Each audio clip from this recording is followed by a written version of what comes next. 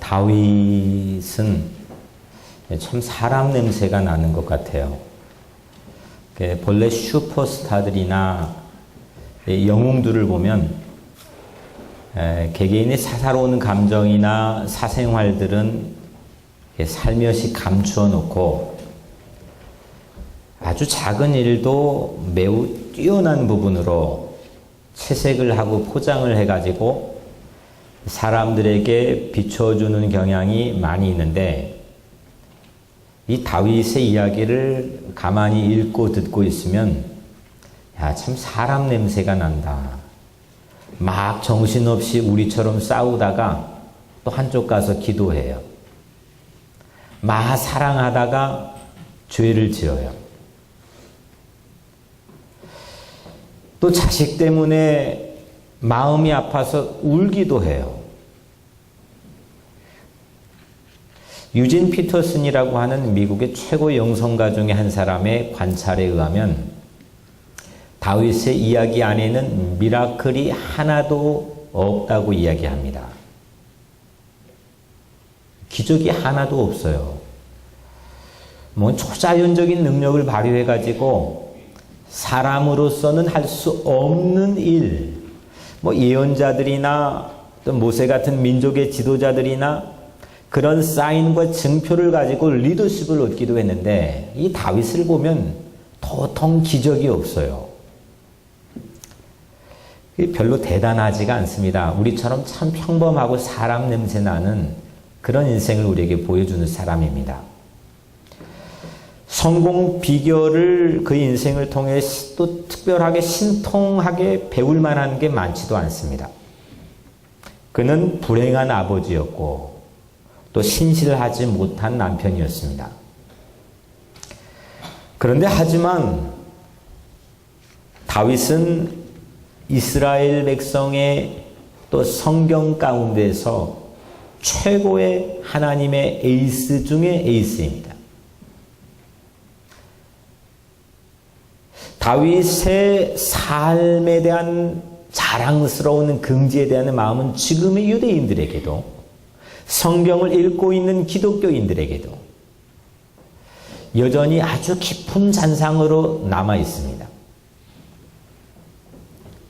모세와 더불어 이 다윗만큼 성경의 많은 분량을 기록하고 남겨놓고 또 그의 인생의 이야기로 그렇게 많이 할애한 그런 사람도 없을 정도입니다. 어떻게 이렇게 평범한 사람 냄새 나는 그런 인생이 이렇게 시대의 에이스뿐만 아니라 하나님의 놀라운 에이스로 쓰임을 받았을까? 탁월한 전투력 때문이었을까요? 그의 통치 기간이 BC 1010년부터 960년까지인데 이 40년 동안 통치하면서 37년을 전쟁했습니다. 그는 나가면 이겼습니다. 최대한 보더라인을 국경을 확장해 놓은 시대가 다윗 왕 때입니다. 기가 막힌 전투력을 골리앗과 싸운 그 시대, 그 시점부터 다윗의 모든 통치 기간에 그의 전투 능력은 탁월했습니다. 그렇다고 그 전투 능력 때문에 정말 이렇게 하나님의 에이스가 됐을까?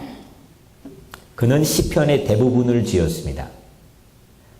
노래하고 시를 짓는 문학적인 감수성과 예술성은 다윗을 쫓아갈 사람이 없습니다. 그렇다면 그의 이렇게 탁월한 문학적인 감수성 때문에 그가 하나님의 에이스로 역사의 전면에 등극하게 됐을까? 사울 왕에게 쫓겨다닐 때도 600명이 목숨을 내건 장수 600명이 그 옆에서 딱 붙어가 충성을 맹세하는 그런 인화력과 리더십을 가진 사람이 다윗이었습니다. 요나단도 목숨을 자기 목숨처럼 사랑했고 자기 목숨을 걸었습니다. 600명도 그 다윗에게 목숨을 걸었습니다. 야, 뭐가 도대체 있길래? 그럼 그것 때문에 이 다윗이 하나님의 역사로 세상에 등장했을까? 무엇 때문일까? 어떤 사랑 때문에. 오늘 다윗의 세 가지 이야기 속에서 이 사람이 역사에 매우 중요한 역할을 하는 에이스가 된 비결을 함께 나누려고 합니다. 먼저 첫 번째 이야기입니다. 이 첫 번째 이야기는 사무엘상 16장 1절부터 13절에 나와 있는 얘기인데, 사무엘 할아버지가 나이가 많이 들었습니다. 사무엘 할아버지가 베들레헴이라고 하는 마을을 방문합니다.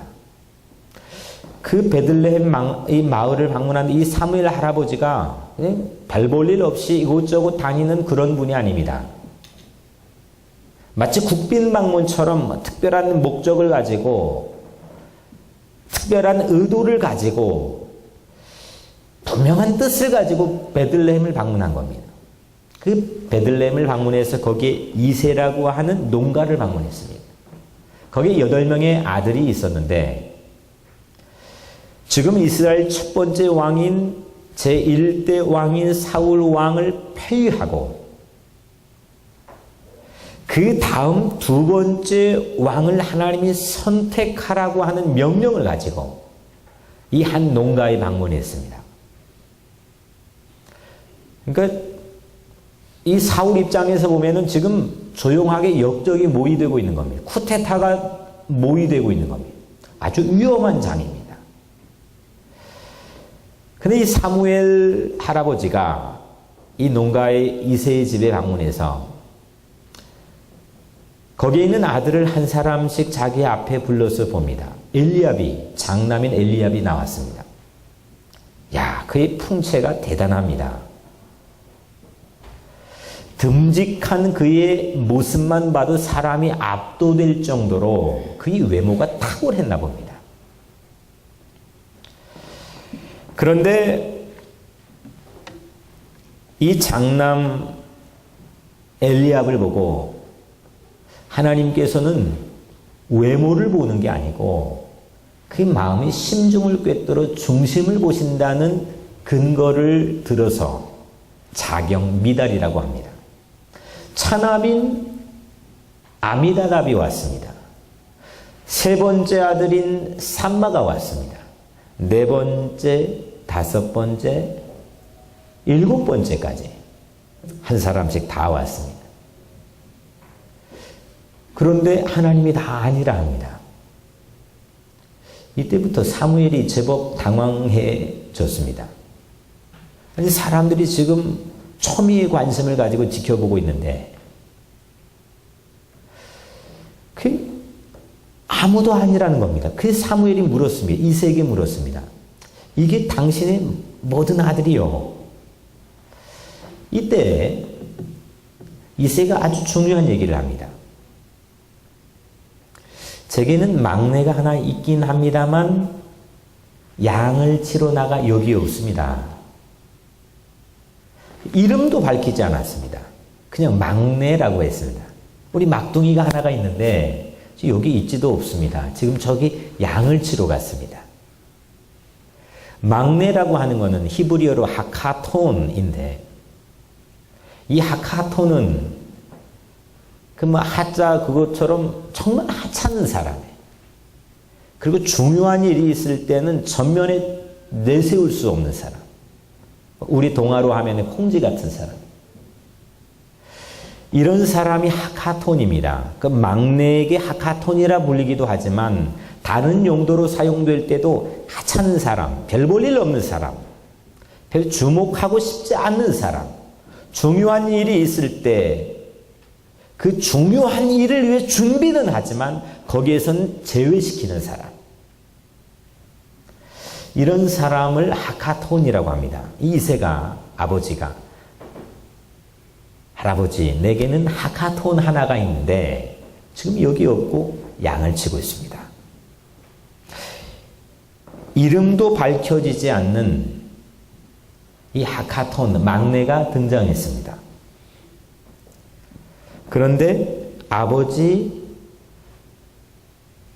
형제들, 심지어는 사무엘의 안목에조차도 들지 않았던 그 하카톤, 그 막내가 하나님 안목에 딱 들었습니다.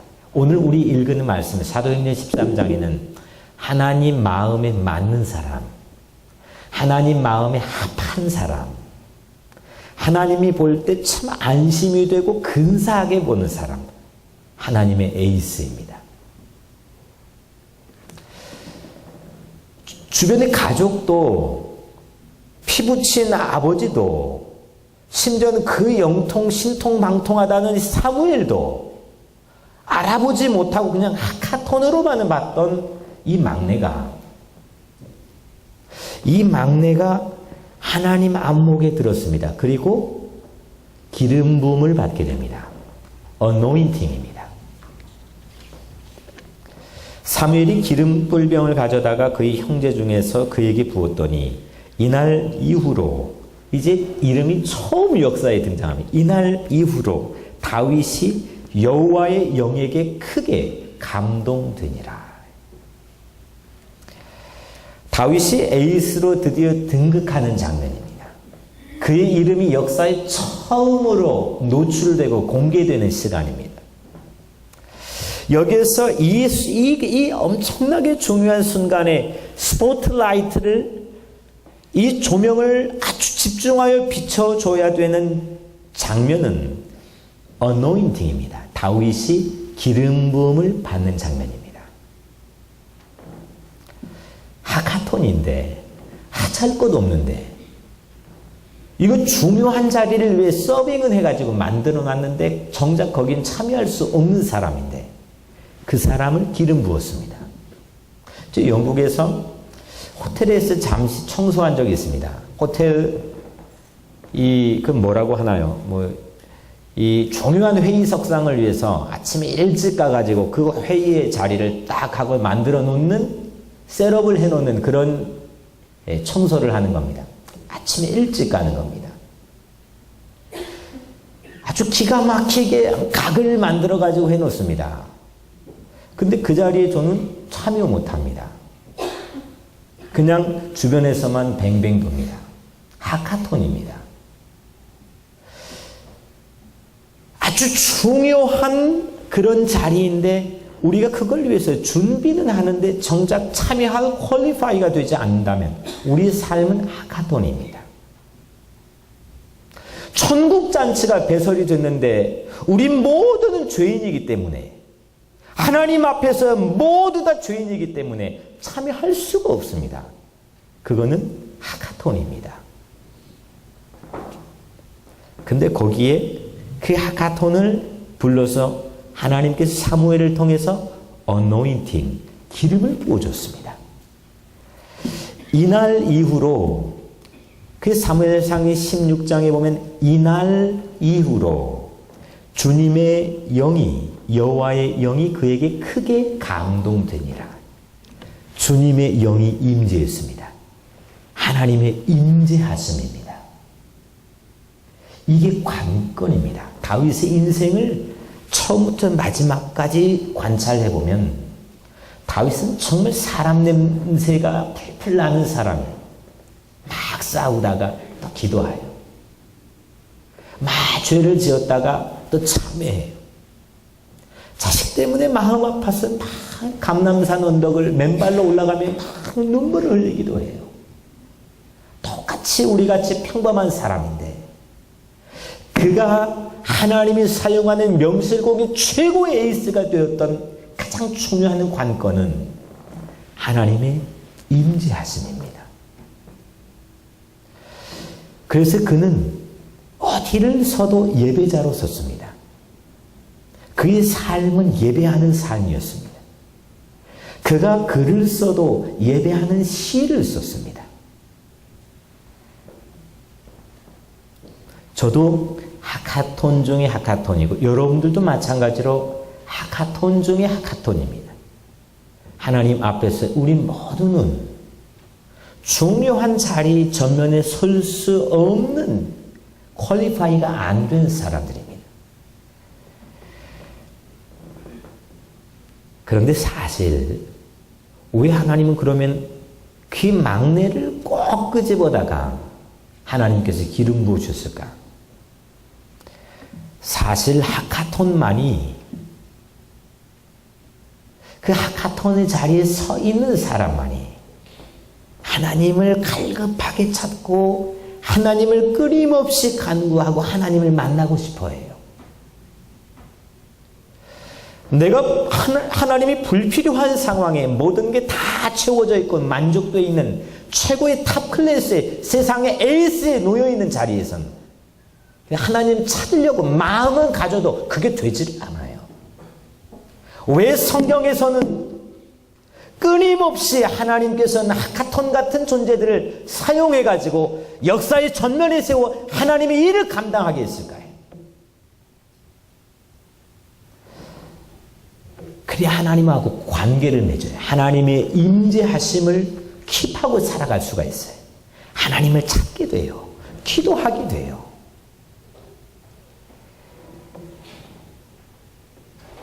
이미 우리는 여러분들 모두에게는 예수 그리스도의 보혈을 통해서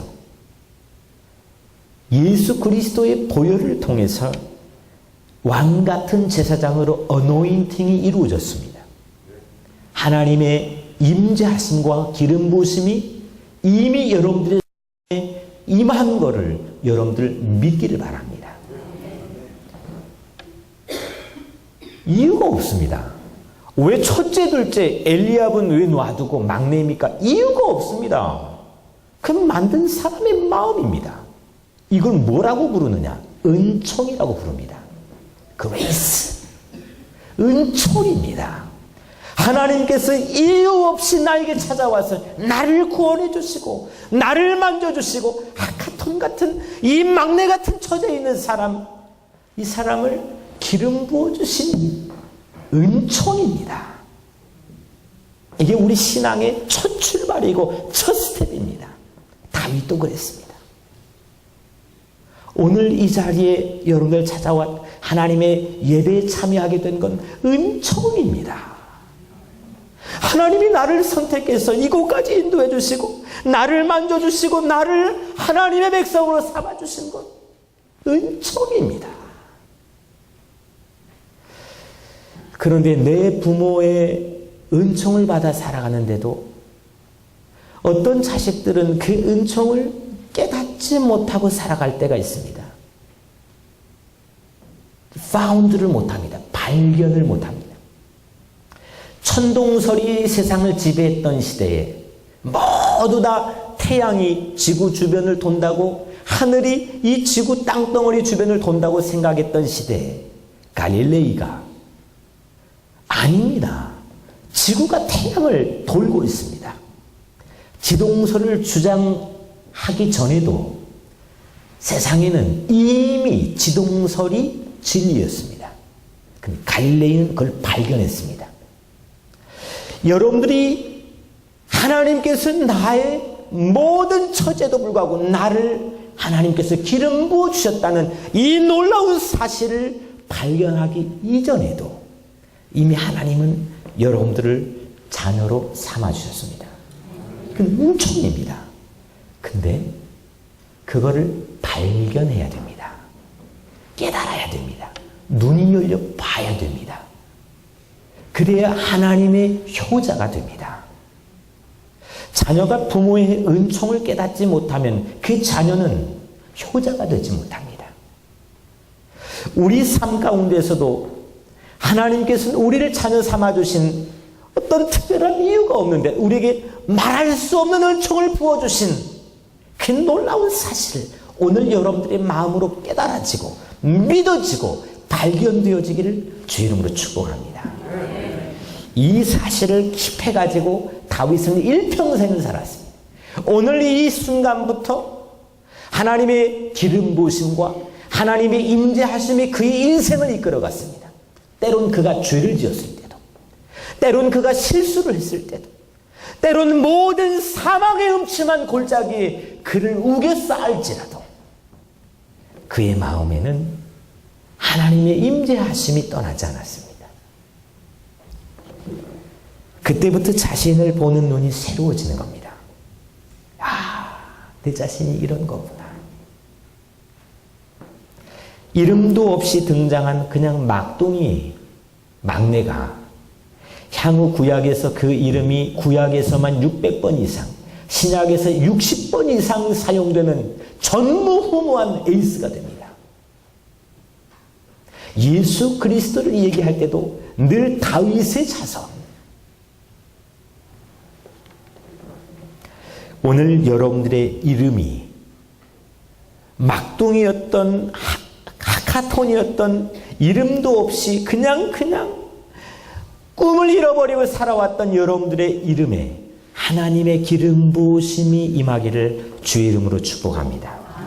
하나님의 기름 부으심, 하나님의 임재하심이 여러분들의 인생 가운데 폭포수처럼 오늘 임하기를 주의 이름으로 축원합니다. 두 번째 이야기입니다. 이 사무엘상 16장 1절에 13절까지 첫 번째 이야기가 끝나자마자 숨 돌릴 틈도 없이 바로 14절부터 23절까지 두 번째 이야기입니다. 다윗이 왕으로 이렇게 기름 부음을 받았습니다. 근데 받자마자 다윗이 뭘 하러 갑니다. 뭐 하러 가느냐? 일하러 갑니다. 기름 부음을 받는다는 건 뭐냐? 우리 쉬운 말로 하면 하나님의 일감을 얻었다는 겁니다. 하나님이 일을 맡겠다는 겁니다. 인플로이 됐다는 거예요. 하나님에게 고용됐다는 겁니다.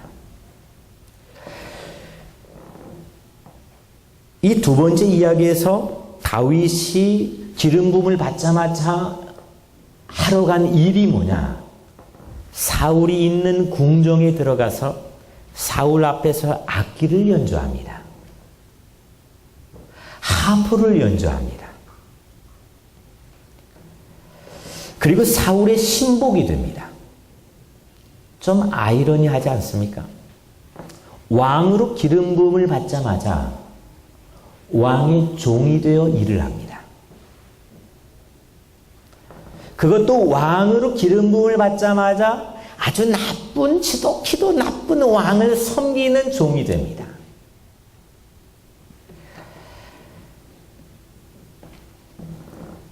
종이 되는 것과 왕이 되는 것, 이거는 우리 언뜻 생각에는 하늘과 땅 차이 갭을 가지고 있는 것 같지만 오늘 다윗의 마음에는요, servant, 종이 되는 것과 왕이 되는 것은 갭이 없고 equal입니다. 왜냐하면 이미 그는 왕으로 기름 부음을 받았기 때문입니다. 왕으로 기름 부음을 받고 난 다음에 하는 모든 일은 왕업입니다. 내가 종이 되어서 아주 나쁜 지독히도 나쁜 왕을 섬겨야 되든 쫓겨다니든 무엇을 하든 그가 하는 일은 왕업이 됩니다. 저는 이 본문을 보면서 이해가 갔습니다. 저 영국에서 청소를 하면서 저는 그걸 청소부의 일이라고 생각하지 않았어요. 그걸 늘 거룩한 일로 생각했습니다. 왕업이었습니다. 남의 발 밑에 들어가가지고 그 쓰레기통을 막 손을 뻗어가지고 꺼내와야 되는 일의 순간에서도 그걸 성스러운 일로 생각했습니다. 이 심정이 이해갔습니다. 자기의 아이덴티티가 바뀌게 되면 자기가 하는 일에 대한 모든 성격의 규정도 바뀌게 됩니다. 내가 바뀌지 못하면 내가 하는 일은 그 상황에 따라 각가지 다른 종류의 일을 하게 됩니다. 다윗이 이걸 깨달은 겁니다. 그리고 그는 역사의 전면에 등장해서 실질적으로 에이스가 됩니다. 단순히 종으로 살아간다는 것은 왕으로 통치자가 되기 위한 이 도자기를 만든 도제 과정이 아닙니다. 이 멋진 도자기를 이렇게 만들기 위해서 이거 돌려가면서 우리 서권사님 잘 만들지만 이거 빗잖아요. 그게 프로세스가 아닙니다. 보통 사람들이 아주 예를 들어서 대기업의 큰 사장이 자기 아들의 후계를 물려주기 위해서 아주 말단부터 훈련을 시키는데 그런 훈련 과정이 아닙니다. 그냥 꾹꾹 이 일을 앙다물고 참아야 되는 그런 트레이닝 과정이 아닙니다. 지금 다윗은 그런 심정이 아닙니다. 보통 우리 크리스찬들과 사람들은 그걸 그냥 인내하고 참아야 되는 과정으로 생각하고 저 표대만 꽂아놓고 거기를 향해서 쫙 가는데 이 중간은 아무런 의미 없는 시간입니다. 거기만 도달하는 시간이 의미 있는 시간이라고 생각합니다. 근데 다윗은 그렇지 않았습니다.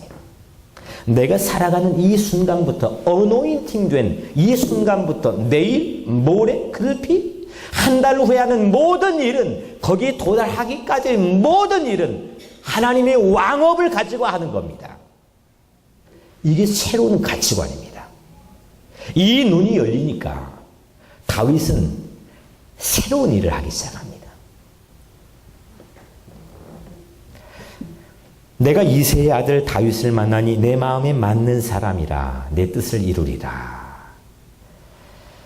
야, 그래서 하나님 마음에 맞다 했구나. 그 비밀을 깨닫게 했습니다. 아, 이것 때문에 하나님 마음에 합한 사람이 되었구나. 하카톤이었던 사람은 그냥 이유 없이, 아무 이유 없이 하나님의 기름 부음을 받긴 했지만, 이런 이유 때문에 그가 하나님의 에이스가 되고 하나님의 마음에 합한 사람으로 사도행전 13장에 기록이 되었구나.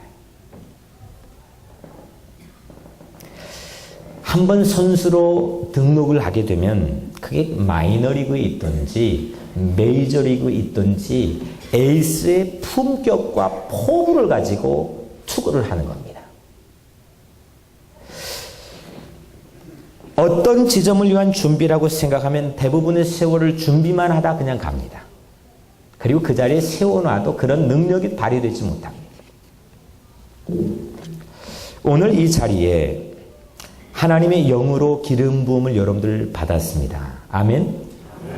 하나님의 영으로 기름 부음을 받고 시작할 내일 내가 할 일, 오늘 이 교회를 나서서 내가 할 일, 이 모든 일이 내일이 아니라 하나님의 일과 커넥션이 이루어지기를 주의 이름으로 축복합니다. 이게 기름 부음 받는 사람의 삶입니다. 다윗은 왕으로 기름 부음 받고 다음날 주어진 일을 내 기름 부음 받고 다음날 가서 할 일을 별개로 생각하지 않았습니다. 이건 똑같이 커넥션입니다. 왕이 될 거라면서 왕의 종이 되는 신세를 나는 왕이 될 사람이 내가 이런 일 해? 하고 불평하지 않았습니다. 실제 다윗은 사무엘에게 기름 부음을 받고 20년 동안이나 왕이 되지 못했습니다. 20년이 걸렸습니다. 그런데 그 20년 동안 다윗이 하는 모든 일은 왕이 하는 마음을 가지고 섬겼습니다. 그러니까 이 정도 되니까 요나단이 목숨 걸고 거기에 붙어 있는 겁니다. 이 정도 되니까 600명이 목숨 걸고 충성을 기약하면 그 리더십을 추종하는 겁니다. 오늘 여러분에게 주어진 모든 일, 어떤 일일지라도 모든 일도 하나님께서 내게 주신 일이라고 생각하면서 그렇게 살아가시기를 주의 이름으로 간절히 축원합니다. 기름 부음 받는 찰나만이 아니라 그 이후에 어떤 순간에서도 하나님의 어노인팅, 하나님의 임재하심이 여러분의 각자의 삶의 자리에 임하기를 주의 이름으로 축복합니다. 마지막 세 번째 이야기입니다. 또 이야기가 끝나자마자 나오는 얘기입니다. 오늘 이 세 가지 들려준 얘기는 다윗이 한 일이 기가 막히게 많이 있지만 이 세 가지 이야기가 마치 산발대처럼 이 다윗의 그 밖의 모든 일을 떠받치고 있는 기둥들입니다. 마지막 세 번째는 사무엘상 17장에 나와 있는 얘기인데 드디어 다윗이 이제 공개적으로 역사의 관종의 아주 수많은 관종의 갈채 속에서 역사의 전면에 에이스로 등극한 순간입니다. 우리가 잘 아는 골리앗과의 싸움입니다. 다윗이 엘라라고 하는 골짜기에 딱 나타날 때였습니다.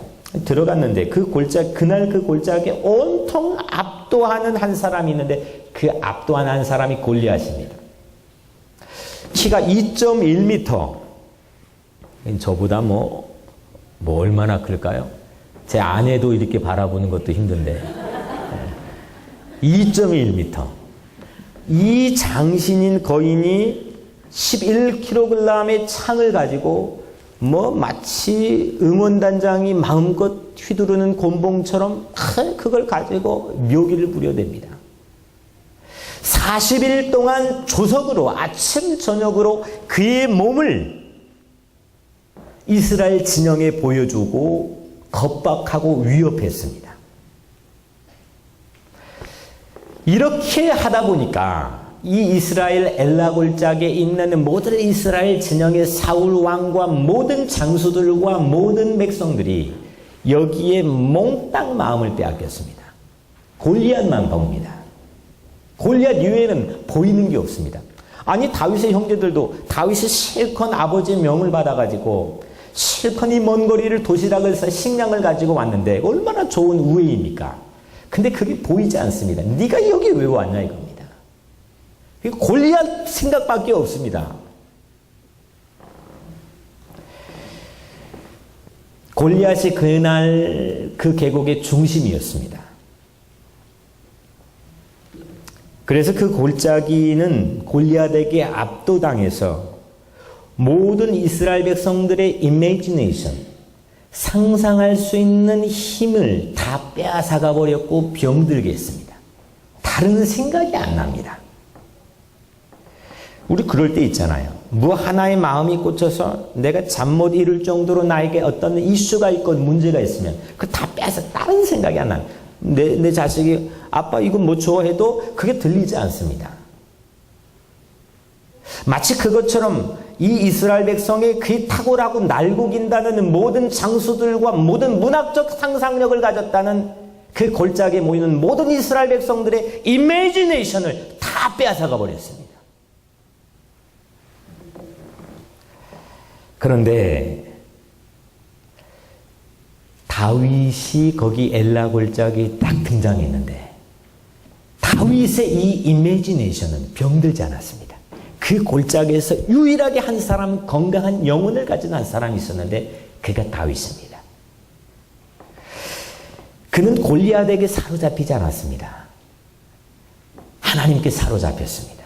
그에겐 어노인팅이 있었습니다. 하나님의 임재하심. 골리앗 공포증이라는 게 납득이 안 갔습니다.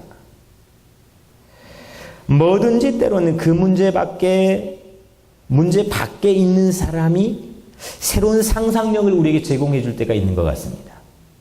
문제 한 번 메모리 돼버리면 이게 상상력이 병들어 버립니다. 그래서 기도가 중요한 겁니다. 그 문제에서 탈출하는 시간입니다. 하나님을 보는 시간입니다. 우리의 무한한 상상력의 잠재력을 발휘하시는 하나님의 시간입니다. 다윗은 베들레헴 언덕에서 양 쳤잖아요. 그 양을 돌보면 사자도 나타나고 곰도 나타났는데 그 싸우는 과정에서 하나님이 얼마나 위대하시고 하나님이 내 인생에 얼마나 클로즈하게 가까이 계신 것을 늘 체험했습니다. 하나님의 임재를 철저하게 연습해온 이 다윗은 그 엘라 골짜기에 가도 실제는 이 음성이 들리지는 않았을 겁니다. 그게 들렸을지도 모르겠지만 anyway 실제 들리지 않았을 수도 있는 이 하나님의 말씀, 이 말씀이 막 실제 들리고 있는 사자의 포효보다도 훨씬 더 그 하나님의 음성이 크게 마음을 쿵쾅쿵쾅거렸던 겁니다. 보이지 않는 하나님의 사랑, 만질 수 없는 하나님의 사랑이 보이는 곰이 엄습해오는 그 사나움보다 훨씬 더 실제적으로 느껴졌습니다. 보여졌습니다. 이게 다윗입니다. 여기도 다윗의 관건은 결국 하나님의 임재하심입니다. 다윗은 골리앗을 향해 이렇게 유명한 말을 남겼죠. 너는 칼과 창과 단창으로 내게 나오지만 나는 만군의 여호와의 이름으로 곧 네가 모욕하는 이스라엘 군대 하나님의 이름으로 내게 나가노라. 아멘. 아무도 엘라 골짜기 지금 하나님이 이야기하지 않았는데 한 명도 하나님 이야기하는 사람이 없는데 다윗은 하나님 빼고 어떤 사람하고도 이야기하지 않았습니다. 하나님만 얘기했습니다. 다윗은 사람이 못 보는 걸 보았고 다른 사람이 보고 있는 건 안 봤습니다. 이게 다윗의 실력입니다. 다른 사람이 거기에 다 마음을 빼앗겨가지고 상상력이 병들어 있었는데 몽땅 엘라골짜기 다 보고 있는 그거를 안 보고 다른 사람이 하나도 안 보는 것만 봤습니다. 이게 다윗의 능력입니다. 오늘 이 능력이 여러분들의 임하기를 주 이름으로 축복합니다. 이거 되면 됩니다. 제 신기한 걸 발견했습니다. 다윗은 하나님과 이스라엘 군대, 하나님하고 지금 쫄아 있는 이 이스라엘 군대를 함께 말합니다. 그런데요, 내가 모욕하는 이스라엘 군대의 하나님의 이름으로 아마 숨 쉴 틈도 없는데 네가 모욕하는 이스라엘 군대의 하나님의 이름으로 내가 나가노라. 히브리어를 보니까 이스라엘 군대, 이걸 Armies of Israel, 이게 한 개가 아니라 여러 개를 뜻하는 그런 단어를 사용하고 있습니다. 이스라엘 군대, Armies. 다른 사람이 말할 때는 이 장면에 다른 사람이 말할 때는 이스라엘 군대는 아미 하나입니다. 그런데 다윗만 유독 아미즈, 이스라엘 군대를 연합군으로 보고 있습니다. 다윗은 물맷돌을 골리앗 이마를까지 이렇게 던지는데 한치의 오차도 없이 그걸 기가 막히게 각을 맞춰가지고 딱 하고 명중시켜줄 바람의 색이, 풍향의 속도까지도 내 연합군 내 편이라는 겁니다. 조금만 틀려도 이건 운명이 바뀌는 건데 모든 것, 천사들의 중대가, 성자들의 연대가 다 내 편이라는 겁니다. 근데 사람들은 거꾸로 우리 삶을 보면 상대는 다 연합군으로 만들어 놓고 나 혼자 싸울 때가 있습니다. 저 사람도 내 편 아니고 저 사람도 내 편 아니고, 아니 내 자식도 내 편 아닌 것 같고 모두 다 내 편이 아닌 것 같아요. 그 나 혼자 서 있습니다. 그 연합군을 상대하니까 마음의 상처만 가지고 삽니다. 근데 되는 인생은, 오늘 다윗은 자기 모든 주변에 있는 게 다 자기 편입니다. 사망의 음침한 골짜기를 지날 때에도 자기 편이 있습니다.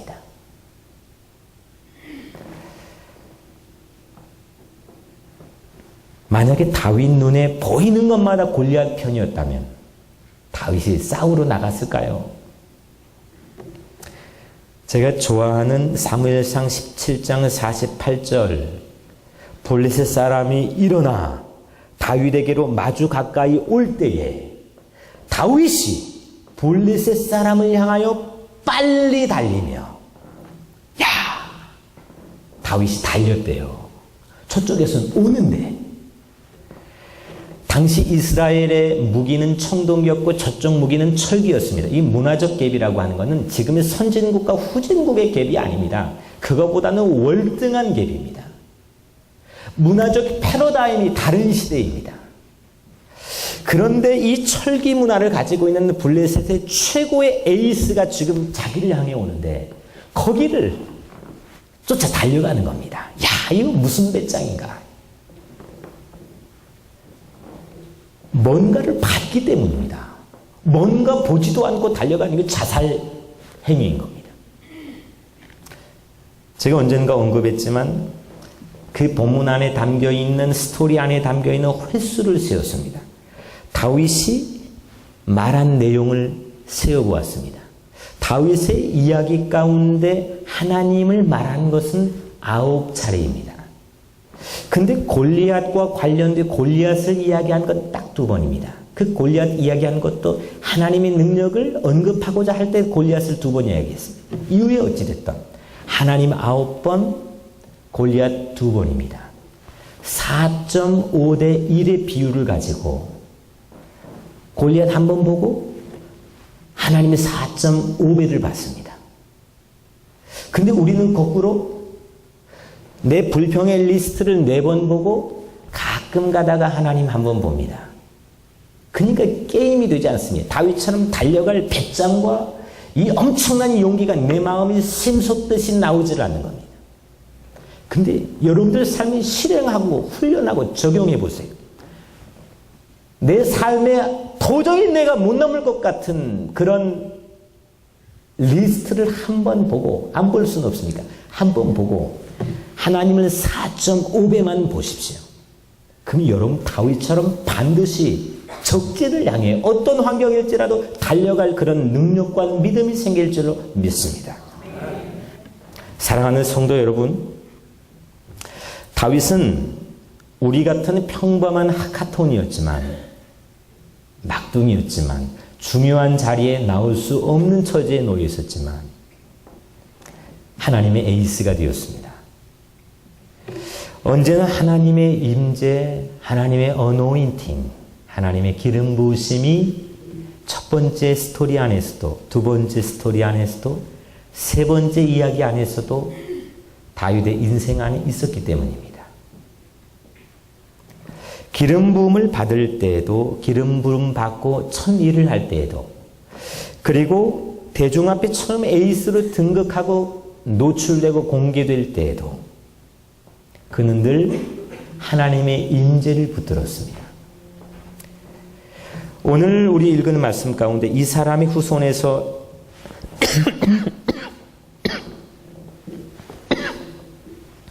이스라엘을 위하여 구주를 세우셨으니 곧 예수라. 이제 이 후손에서 예수 그리스도가 친히 이 땅에 실제로 오셨습니다. 하나님의 임재가 있는 사람은 모두가 내 편입니다. 모든 사람이, 모든 환경이, 천하가 다 내 편입니다. 하늘을 보아도 내 편이고, 땅을 보아도 내 편이고, 단풍이 들어가는 나무를 보아도 내 편이고, 바람을 스치는 이 날씨도 내 편이고, 모두가 내 편입니다. 그래서 우리가 알거니와 하나님을 사랑하는 자, 모든 것이 합력하여 선을 이루느니라. 모든 게 합력해가지고 내 인생을 인도하신 놀라운 하나님의 은총의 길을 걸어가는 나에게 하나님은 선을 이루어 주시는 줄 믿으시길 바랍니다. 연합군으로 세상에 나가길 바랍니다. 홀로 나가지 마시고 임마누엘 되신 주님을 우리 삶의 대장으로 세우시고 빛의 사자가 되었을 사랑하는 우리 뉴욕 우리 교회 공동체는 한 마음 한 가족의 공동체가 되어 세상의 연합군으로 나가 승리하시기를 주의 이름으로 간절히 축복합니다. 하카톤 같은 나도 하나님의 임재 때문에, 하나님의 임재 때문에 하나님의 에이스가 되는 놀라운 인생을 꿈꾸시고 비전을 품고 살아가시기를 주의 이름으로 간절히 축복합니다. 기도하겠습니다.